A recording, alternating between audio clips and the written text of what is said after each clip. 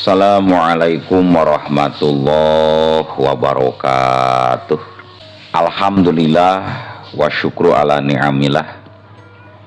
Kalayan diwuwuh ku qabul anu maha agung, dibarengan ku pangijabah anu maha kawasa, diiring ku kadedeh kanyah Gusti anu maha suci. Urang ayeuna dugi kadangat ayeuna masih kene tiasa ditepang dangukeun deui dina acara anu matuh kamemet urang sadayana. Nyatana dina pagelaran dongeng Sunda jejer carita kawin jeung jurig ifrit. Ayeuna kantun bagian anu ka 7 nanya pamiarsa. Ieu dongeng mangrupikeun buah karyana Kang Arjuna Ireng. Kangge Kang Arjuna Ireng ngahaturkeun reunuhun laksa ketik kabingahan, rehna parantos ngintunkeun naskah sakaligus ngawidian mamang kangge medar ieu dongeng dina channel ATE official ieu. Atuh sumangga kanu teu acan subscribe geura subscribe heula. Ngarah langkung pogot sareng langkung sumangat deui ka si mamangna dina enggoning medar ieu dongengna. Atuh ngarah teu nyangkolong tingkana waktos sumangga ayeuna mah urang lajengkeun deui dongeng kawin jeung jurig ifrit bagian anu ka 7na. Kumaha salajengna?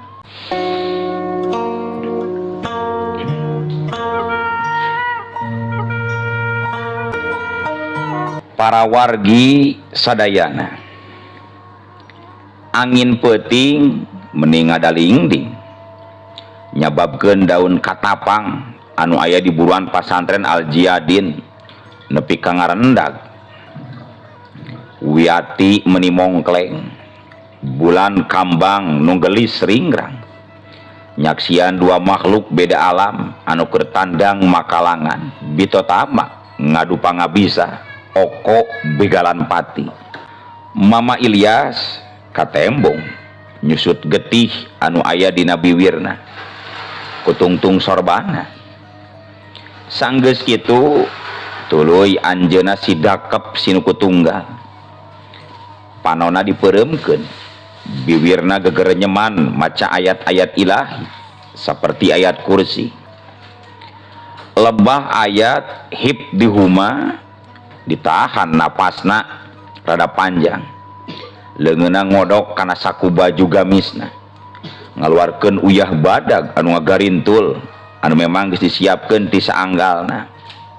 Wur wur wur, uyah badag teh diawurkeun ka lebah buta hejo si doso anu harita keur uging-ugingan rek nangtung deui.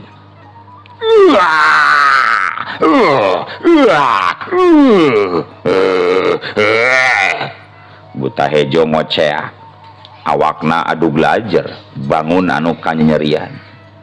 Waktu uyah nu diawurkeun ku Mama Ilyas keuna kana badanna.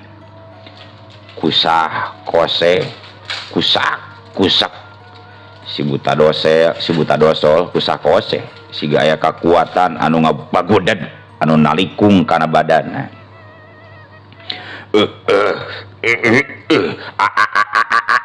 Ampun manusia, ampun, lepaskeun kaula, lepaskeun. Mama Ilyas ukur mesem bari melong kanu keur kokosehan adu glajer. Akhirna sanggeus sabaraha waktu lilana nyiksa buta hejo ku kakuatanana.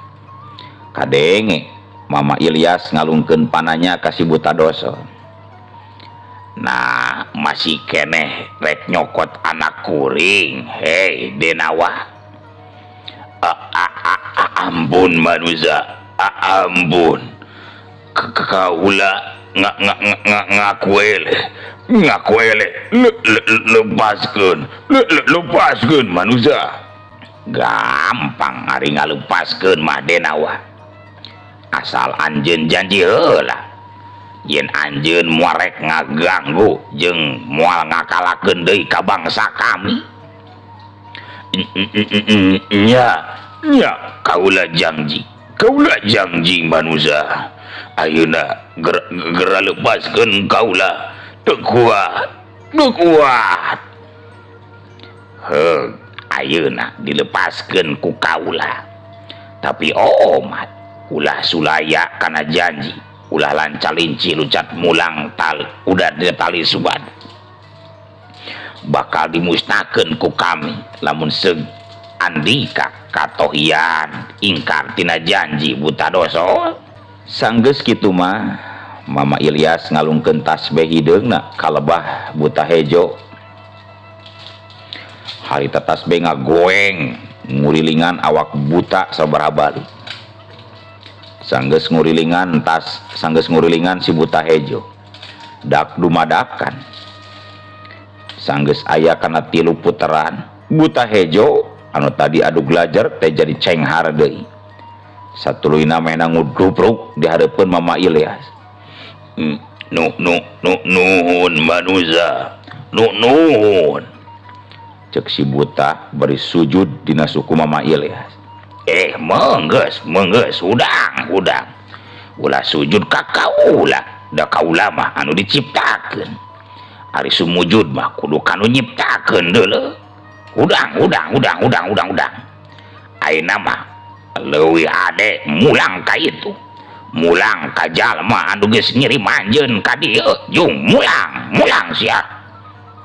Sanggeus ngadenge caritaan Mama Ilyas anu sarupa kitu. Kalayan teu nyarita deui, si buta hejo teh terus bae ngabelesat mumbul ka awang-awang. Anu katempo kurcaya hejo nyurubuk kabeh kulonkeun. Sadi tinggalkeunana ku eta buta, Mama Ilyas tuluy malik ka tukang. Satuluyna ngolebat nuju ka imahna. Anu saterusna mah mubus asup deui kana waruga badagna. Sanggeus kitu Mama Ilyas katembong nangtung. Tuluy kaluar. Anjeunna nyampeurkeun ka kobong 5 di mana tempat Badri keur ngawirid di dinya. Sedengkeun Badri anu keur ditujuna ku Mama Ilyas harita teh keur khusyuk we wiridan. Awakna ngoprot ku kesang badag kesang leutik geus ngaragajag maseuhan sawak-awak balukar tina hawa anu hareudang bayeungyan. Manehna teh ieu nyahueun kana naon anu geus kajadian harita. Geus cukup Sujang, cukup. Mahi sakitu oge geus eureun. Hiji sorang ngagerwah ka Badri anu keur khusyuk. Brai Badri beunta. Di hareupeunana geus kasampak guruna anu keur nangtung. Mama Ilyas imut ngagalenyung. Satuluyna ngajakan Badri sangkan ka imahna. Badri dititah mandi deui. Micen reget dina awak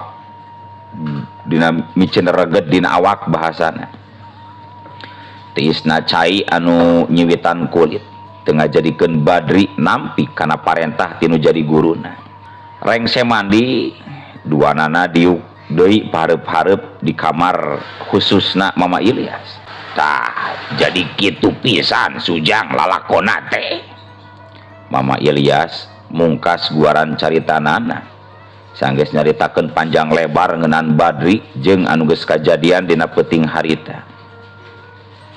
Duh, alhamdulillah Mama.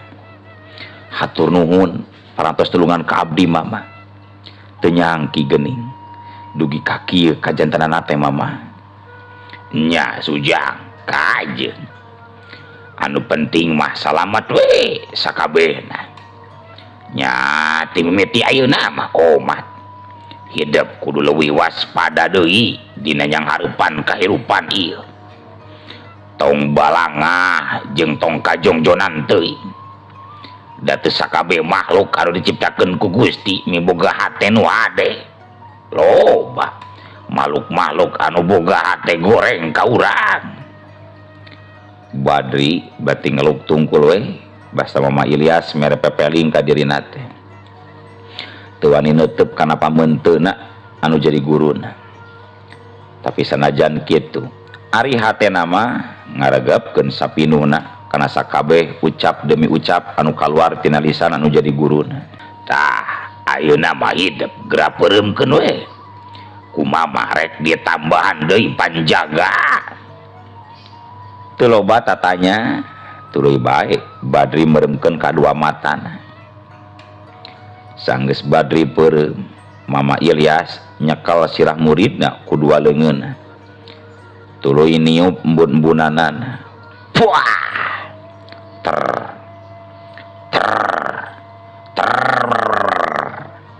awak Badri katempo ngageleter hebat. Katempo aya cahaya bodas ngagoeng luhureun sirah Badri.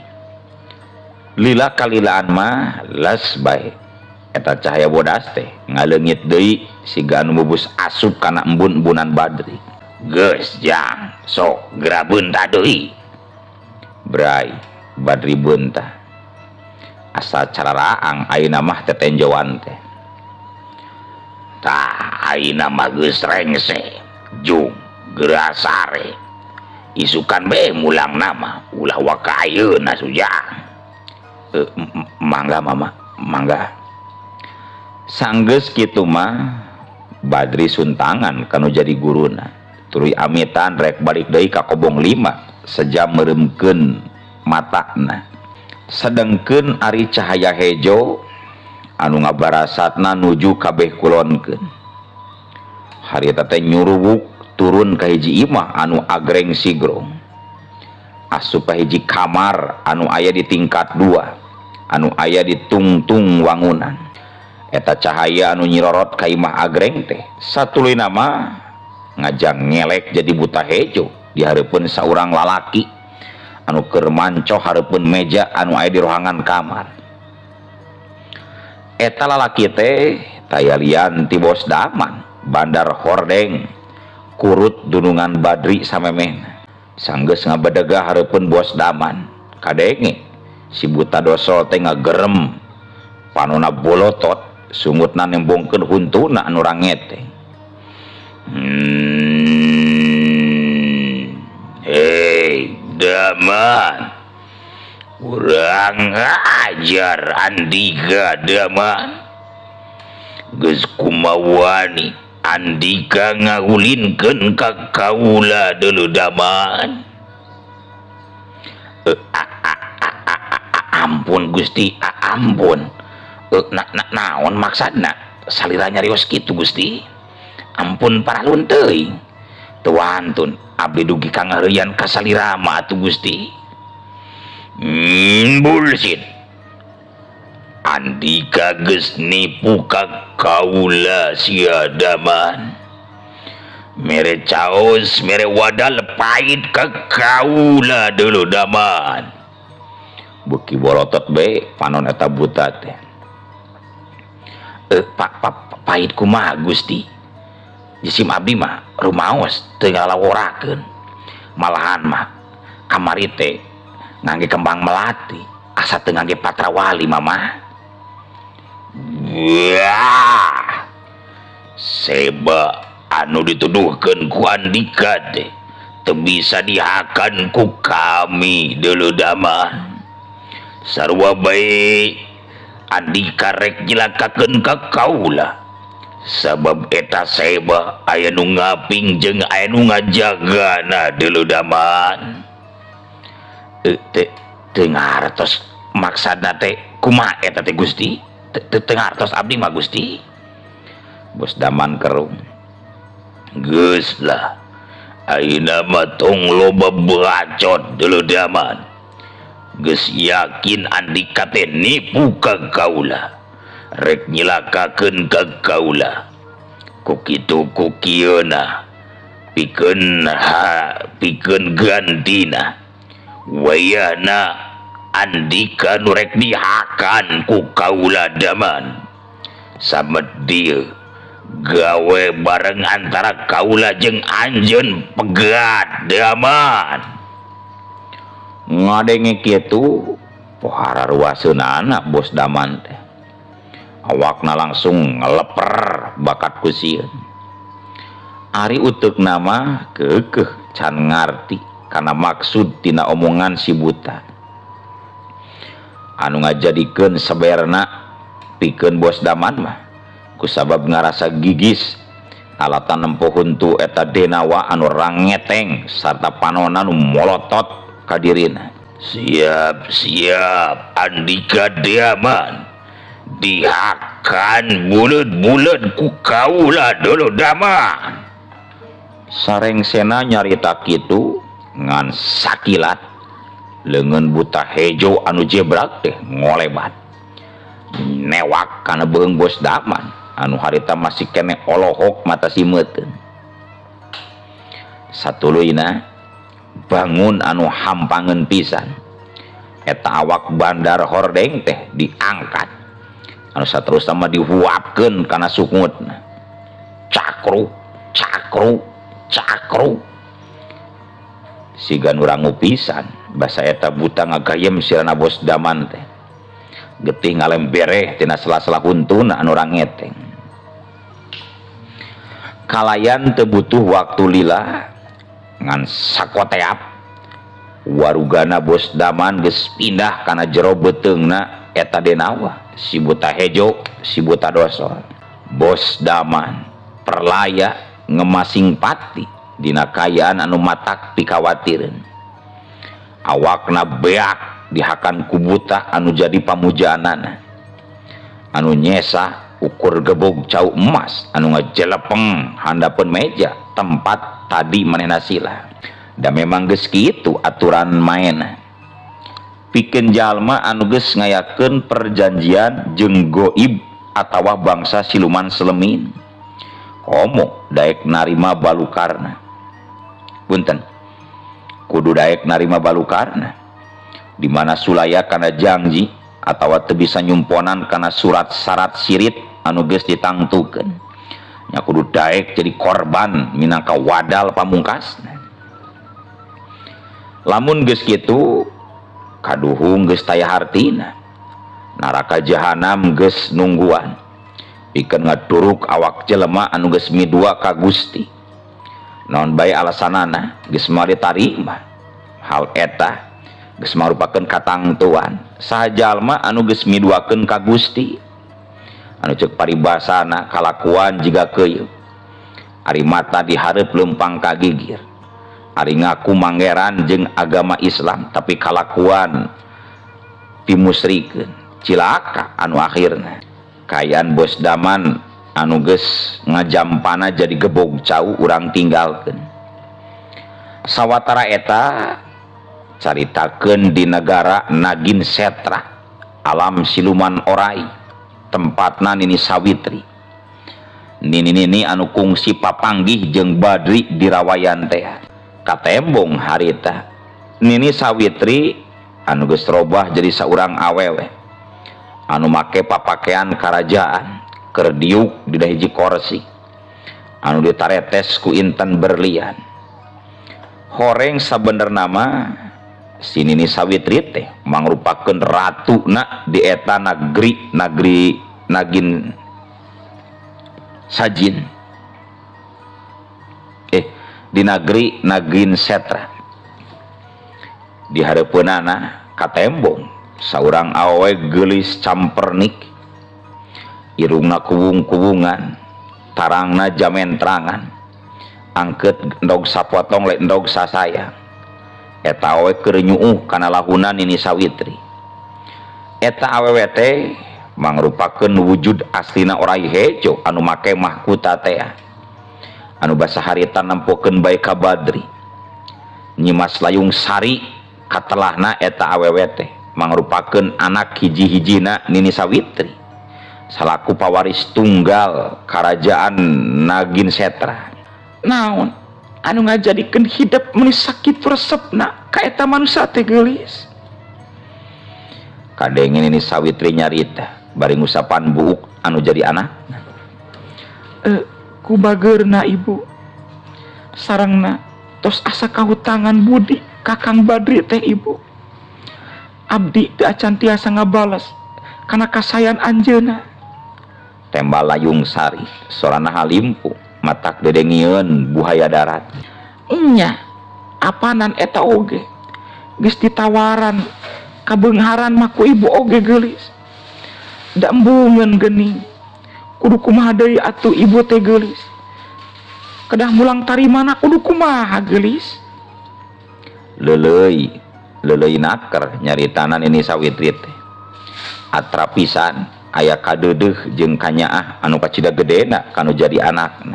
Horeng Nyimas Layung Sari teh keur ngolo anu jadi indungna sangkandrina bisa robah wujud jadi jelema pikeun ngalanglang ka alam manusia rek nepungan Badri tisaprak nempo Badri anu munggaran aya geter-geter asih anu nyaliara kana lolongkrang hatena kitu nyatana geuning anu ngaranna cinta mah tumandang kana umur tumandang kana tempat jeung waktu samalah mah kana kayaan jeung kadudukan oge teu ditoli anu matak numawi hulu botak katinggang awi teu aneh lamun aya bangsa siluman anu bogoheun ka bangsa manusia sabab cinta mah perasaan hate anu moal bisa direkayasa jeung diaya-aya.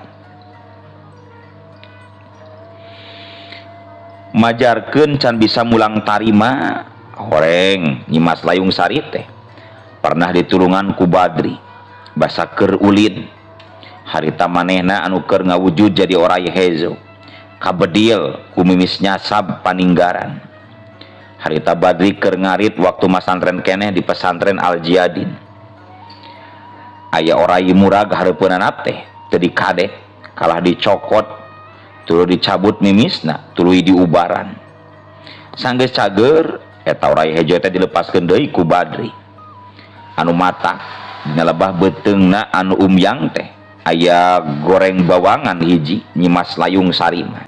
Nyimas Layung Sari harita terus bae ngolo nu jadi indungna maksa sangkan bisa ngajirim jadi jelema pikeun nepungan Badri sajarek mulang tarima tapi nalika keur kitu na atuh ari ujung-ujung eueuh waktosna kabujeng seep keun atunya ieu dongeng teh urang cakapkeun we heula dugi ka dieu insyaallah enjing pageto baris dilajengkeun deui sateu acan mamang amit mungkur amit mundur ti paeunaan para wargi sadayana.